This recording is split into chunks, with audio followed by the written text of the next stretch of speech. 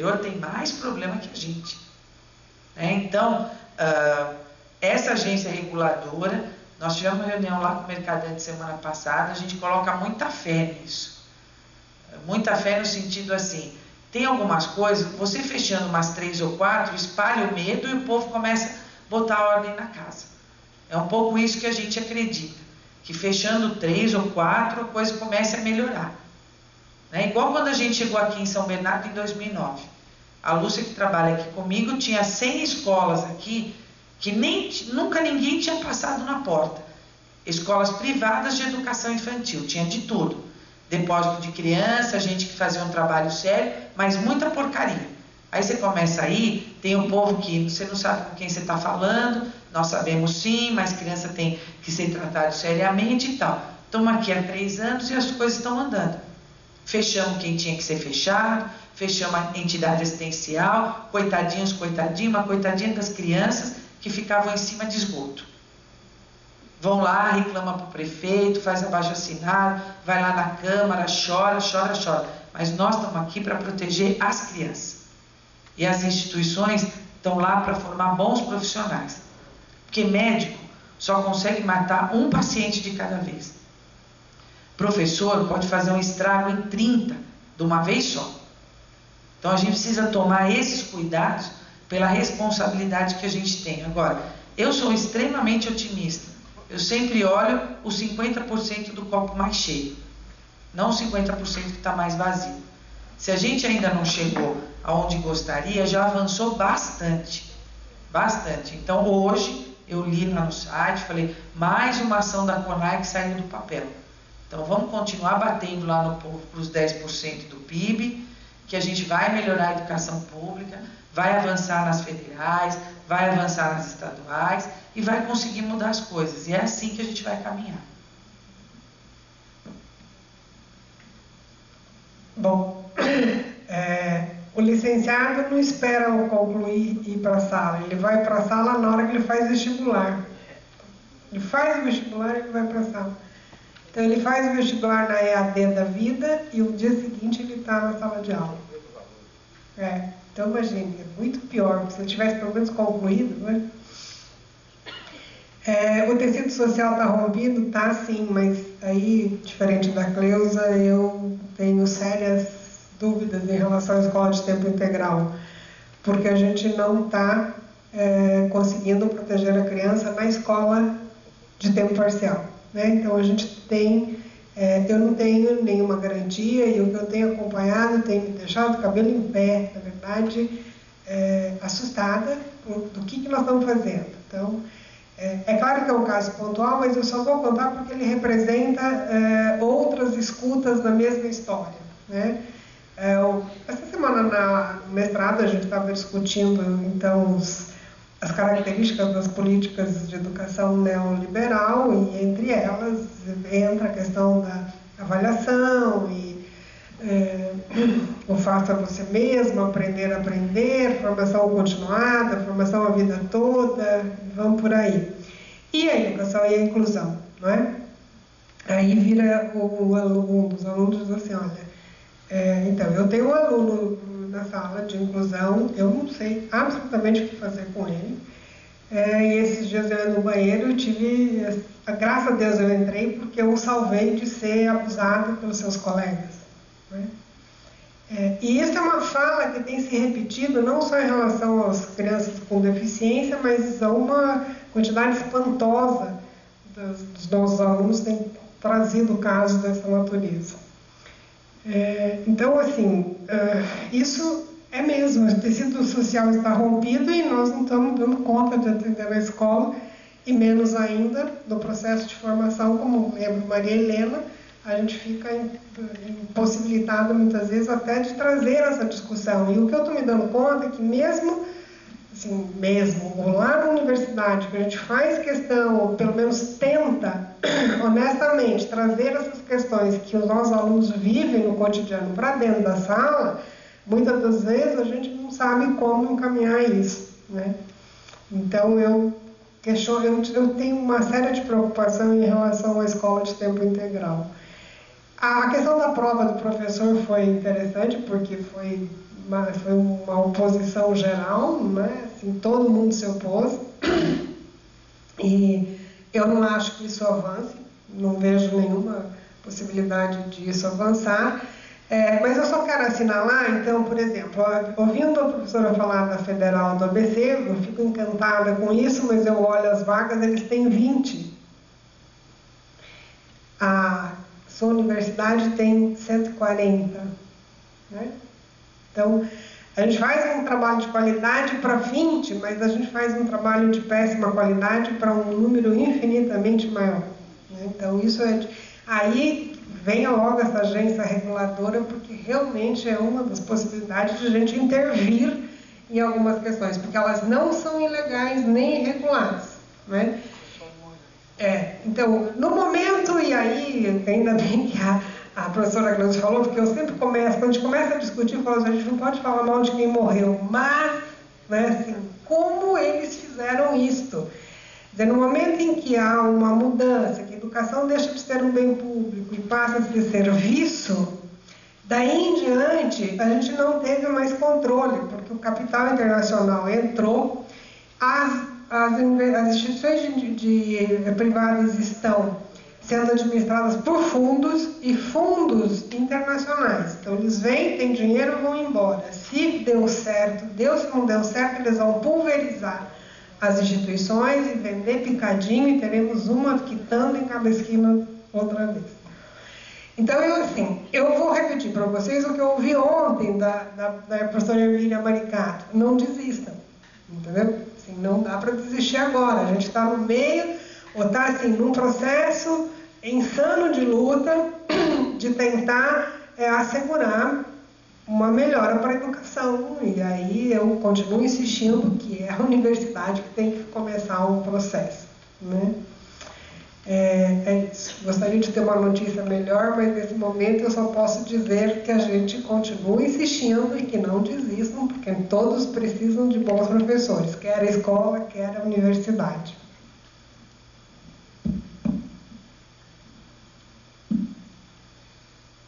Acho que dá tempo ainda de abrir. Alguém quer fazer mais alguma pergunta? Só comentar um pouquinho da escola integral. Eu não penso em escola de 8 horas. Eu penso em céu, esse modelo, ou seja, onde o indivíduo se transforma, tem todo o acesso, ou seja, ele se transforma inteiro. Não é aula e não é formação estrito senso. Não é nem isso que eu penso realmente. Agora, como aluno, você estaria na memória para os líderes da escola. A mim me preocupa que qualquer instituição onde você mantém uma criança num local sem condições de que essa criança seja vista, digamos, o tempo inteiro, né? Você pensa numa criança correndo e você não sabe onde essa criança se enfia. Isso me preocupa, porque dadas nosso tecido social estar rompido, os valores estarem profundamente comprometidos, eu não tenho... Uma das coisas que a gente discute, assim, as escolas precisam de equipe técnica, não dá para ter, né, assim, não dá para fazer uma inclusão tão desrespeitosa, né? Então, é incrível, porque eu tive um orientando cego, e eu participei de uma banca de uma outra aluna cega, e ela fez uma pesquisa com os alunos cegos da rede, aí os alunos diziam assim, eu não sei por que a professora grita comigo, eu não sou surdo, eu sou cego. E aí eu olho para o meu orientando e eu grito com o meu orientando, porque eu quero que ele me escute. Daí ele fala assim, não, mas ele não é surdo, ele é cego. Bom, eu estou fazendo inclusão, mas eu não sei o que fazer. E, aliás, sofri barbaramente para dar conta de levar o menino até o fim. Então, é a última pergunta que a gente está encerrando. Na verdade, até eu gostaria de fazer mais perguntas aqui, mas eu estou me contendo aqui. Eu vou tentar ser bem breve. Seu nome dá? Meu nome é Mix, eu sou aluna de doutorado da UFABC, eu fiz meu mestrado lá na primeira turma de nanociências.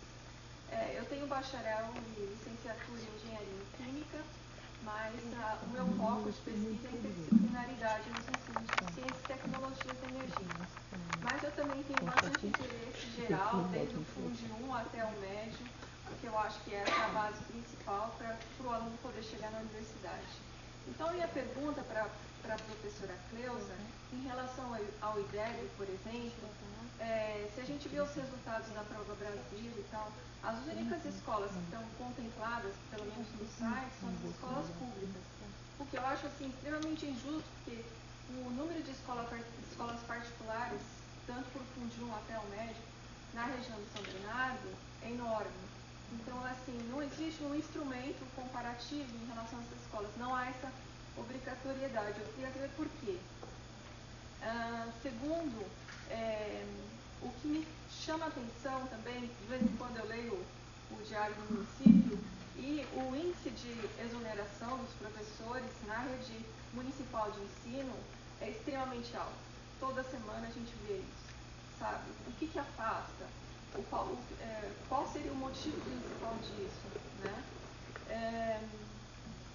E se existe uma questão sobre a municipalização do Fundo 2, não sei em relação ao médio, mas eu ouvi rumores que talvez houvesse a municipalização do ensino, nesse caso, né? E também como são selecionadas as escolas, pelo menos municipalmente, para fazerem o PISA, né? Se é por sorteio, se elas são convidadas em relação a isso. A pergunta para a professora Célia Haas, ela sugeriu que o currículo ele tem que estar atrelado ao professor e às habilidades de cada um. Bom, pelo menos foi assim que eu entendi, né? Então, de certa forma, como quebrar esse paradigma dentro de sala de aula? Isso eu digo, vamos dizer, em nível universitário, mas também no nível mais fundamental. E a minha pergunta para a Maísa é a questão da qualidade, que você disse que é uma coisa um tanto quanto subjetiva, né? Por exemplo, no município de São Bernardo, né, a gente vê a qualidade de educação com uma série de fatores que estão atrelados a isso, desde infraestrutura, formação de professores e outros pontos em relação a isso também. Se tem aparelho de fax, se tem máquina de datilografia, tem uma série de um questionário para ser respondido, né? E, assim, eu tive a oportunidade, eu creio também que a sorte de ter, porque infelizmente isso está vinculado à bolsa que o mestrando ou doutorando recebe durante um estudo, né? Que é a obrigatoriedade do estágio de docência, né? Então, isso também abre muito a visão, porque muitos desses acadêmicos, né, eles vão prestar concurso para professor. E é o que foi comentado aqui. Ser doutor não quer dizer, ter um professor doutor não quer dizer que você vai ter uma aula de qualidade, né? Só que o estágio de docência já dá uma visão muito boa para o aluno, para saber, será que é na carreira acadêmica que eu quero continuar? E também, por ter uma aumentabilidade mais, não diria interdisciplinar, mas multidisciplinar dentro da UFABC, eu tive a oportunidade de fazer estágio tanto nas exatas quanto no BCH, no bacharel em humanas, né? E, assim, a gente, enquanto aluno, a gente pode escolher o que gostaria de fazer, mas contemplando todos os pontos. Por exemplo, pelo menos no nosso curso, no primeiro estágio, no primeiro momento, você precisa ver o que você quer fazer. Você quer corrigir prova, quer elaborar prova, ou quer dar aula. Então, por exemplo, até 30% do tempo você pode ministrar aula, né? Outro você divide em atividades, em classe e tal. Então, isso faz também com que muitos alunos pulem vamos dizer assim, de área, né? Eu vim praticamente das áreas duras e hoje eu trabalho praticamente na soft, né? Acabei entrando fui dar aula de estrutura e dinâmica social, sendo que eu sou engenheira química, sabe? Então, isso também abre muito o leque, né? E faz com que as pessoas façam escolhas melhores também. É isso. Obrigado. Bloco, né, de questões. Vai lá, vou te responder bem bem rapidinho, mas vou tentar, se faltar alguma, eu me disponho a falar aí no final. Primeira questão do IDEB. As escolas privadas, aqui em qualquer lugar, estão fora por conta do custo. A Prova Brasil, o IDEB, enfim, algumas até fazem. A gente tem os dados, sim, você pode abrir lá os dados do Ministério, elas fazem, mas é opção, né? E aqui não tem muitas. O número de escolas pode ser grande, mas o percentual de crianças no Brasil e também em São Bernardo, são 97% das crianças estão em escolas públicas. Tá? Então, o percentual é muito maior de crianças em escolas públicas do que em privadas, tanto aqui como fora. Então, pode abrir no site do MEC, você abre lá, tem lá estadual, municipal e particular. Você vai saber os indicadores, os valores. Em relação às exonerações, nós estamos dentro da média. Em janeiro a gente teve um número maior. Em alguns casos, dependendo se a rede em São Paulo chama mais, e a gente tem um número maior de exonerações. E também em alguns casos, a gente mesmo chama, o professor deixa de ser substituto e vem para ser efetivo. Então o professor sai de um cargo para ir em outro. Tivemos bastante exonerações por conta de São Paulo. Tá? Então isso acontece. Toda semana tem, porque ela vai para outra rede, isso acontece e isso é cíclico. Em relação ao PISA, quem escolhe as escolas é o MEC, e é por sorteio, assim como foi o sorteio das cidades que queriam participar da Prova Nacional de Concurso. Foi sorteio e aí a rede decidia se queria participar ou não. Se fosse participar, tinha um número determinado de professores para um número mínimo. São Bernardo tinha que ter no mínimo 200 professores. Tá? E por último, o 6º ao 9º ano da municipalização, nós já pedimos 2 vezes para o Estado uma posição. A gente não pode municipalizar se o Estado não quiser, porque a rede é deles. Nós temos 2 opções. Ou eles aceitam a municipalização, e nós temos aqui em São Bernardo ainda crianças de educação infantil fora, que é atribuição única e exclusivamente do município. Então, primeiro a gente tem que cumprir a nossa obrigação antes de pegar a obrigação dos outros, né? Porque essa é a obrigação mais deles do que nossa. E a gente tem 2 opções, ou espera o Estado fazer ou cria rede própria. Para criar a rede própria só depois de cumprir a nossa parte, tá bom?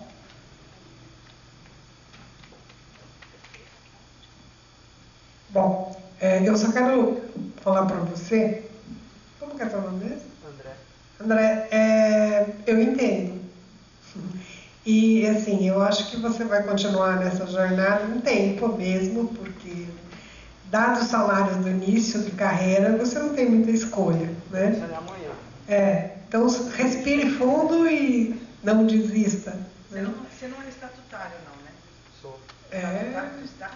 Sim, do Estado São Paulo, e 2 cargos. 60 horas. Para dar o quê?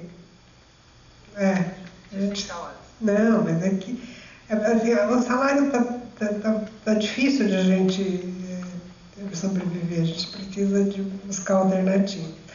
E outra coisa que eu esqueci de dizer para você, sim, o Conselho Nacional de Educação é fortemente representado pela iniciativa privada, né? Há um conselheiro de cada grupo, inclusive, presente, e isto dificulta, sem dúvida, o encaminhamento e a revisão de algumas coisas. Agora, como lembrou a professora Cleusa, há um esforço na tentativa de rever algumas questões. O sistema de avaliação, os sinais, é uma das tentativas, mas aí lembrando sempre, né, o nosso velho querido Marx, que cada afirmação dentro dela há a sua negação. Então, cria-se uma lei, aprende-se rapidamente como administrá-la e assim vamos nós. Currículo ele não contempla habilidade, ele precisa representar o que aquele grupo acredita enquanto formação de professor, né? E no currículo, com a clareza de que ao definir uma disciplina ou a sua composição, eu tenho que contar que neste espaço ainda há um espaço de decisão do professor. O professor recorta a sua área de conhecimento conforme lhe parece mais adequado, né? Então, o currículo ele precisa ser composto nessa negociação do corpo docente. O que a gente tem insistido é que ele precisa ter espaço para eu não fazer de conta que o aluno sabe o que ele não sabe. E aí o que ele sabe, o que ele não sabe, passa por conteúdo, por habilidade, por competência, por atitude, e inclusive por discussões éticas e de relacionamento humano, sempre com a clareza de que eu tenho um desenho curricular, uma composição que representa o que aquele grupo de formação acredita, mas que isto ainda depende de um outro recorte que a instituição não tem controle, nem a legislação tem controle, que é o recorte do professor. Né? Bom, você tocou nessa questão desse estágio docência, né? Eu acho que tem muita sorte aqueles que conseguem aproveitar esse estágio, né? Então, como ele é um estágio obrigatório, e tudo que é obrigatório a gente, né, pode fazer bem feito ou não, né? No seu caso, parece que você teve um excelente aproveitamento dessa oportunidade. Parabéns, né? Porque quando o professor ele é contratado para a universidade, ele é contratado para ensinar, para fazer pesquisa e extensão. Acontece que nem todo mundo, né, tem interesse ou habilidade, né, nesses três braços da universidade. Né? Então, alguns fazem estágio de docência e podem escolher, né, a disciplina, como você fez, né, e passou a até dar aula de uma área que não é a sua área de origem, né? Mas tem professores que não têm esse interesse, né? E alguns alunos, quando fazem estágio de docência, realmente eles escolhem o que eles querem fazer, né? Se eles querem dar aula, se eles preferem mais corrigir prova, vai fazer porque é obrigado a fazer, né? Então, infelizmente, existe isso, tanto no estágio da docência do ensino superior, quanto no estágio obrigatório da licenciatura, né? Alguns alunos aproveitam muito o estágio, outros fazem simplesmente porque é uma obrigação. Professor, né? mas corrigir prova é uma opção como formação de professor exclusiva, quer dizer, eu escolho só corrigir prova, é interessante, para mim é surpresa, porque é o que eu menos acho, acho que complementa, mas corrigir prova é o que eu menos acho que exercita. Pois é, mas depende muito, acho que, do contrato que você faz com o professor que você escolhe, né? Depende do curso, mas na nanociências você tem que escolher 3 habilidades. Então, corrigir prova seria uma delas. Além de corrigir prova, você precisa de mais uma. Mas você está colocando que opta-se por isso e não por outro. Então, isso me deixa embasbacado essa possibilidade. Então, eu não sei como é que está a divisão, se ele tem a obrigatoriedade em ministrar aula, uma porcentagem do tempo obrigado. Então, mas tudo bem, ele vai fazer porque ele é obrigado a fazer, né? Mas ele faz, né? E infelizmente, se ele tem mais interesse, por exemplo, ele vai prestar um concurso um dia, vai para a academia, ele pode estar mais interessado em fazer a pesquisa, né, dele, menos em ensinar e muito menos em fazer extensão. Então, aí as tarefas se dividem e aí a gente tem o que a gente tem hoje, né? Professores realmente que não têm interesse em melhorar a qualidade da sua aula, porque o interesse dele não está exatamente aí, né? E isso se reproduz nos seus orientandos e nos seus alunos e assim por diante, né? A gente gostaria mesmo que todo mundo tivesse um aproveitamento máximo dessa oportunidade, mas infelizmente não é isso que acontece. Bem, então a gente vai, infelizmente, né, concluindo aí. Acho que foi muito proveitoso, eu pelo menos gostei bastante. bastante, aprendi bastante. E até eu trouxe uma frase que eu pensei assim, bem, se servir, se expressar mesmo a essência, acho que seria bacana trazer essa reflexão do nosso patrono da educação brasileira, né, o Paulo Freire, e é uma frase que eu considero bastante, apesar de bem simples, mas ela provoca uma reflexão bem grande, que está na pedagogia da autonomia, né? Ele fala que pensar certo não é um que fazer de quem se isola, de quem se aconchega a si mesmo na solidão, mas um ato comunicante.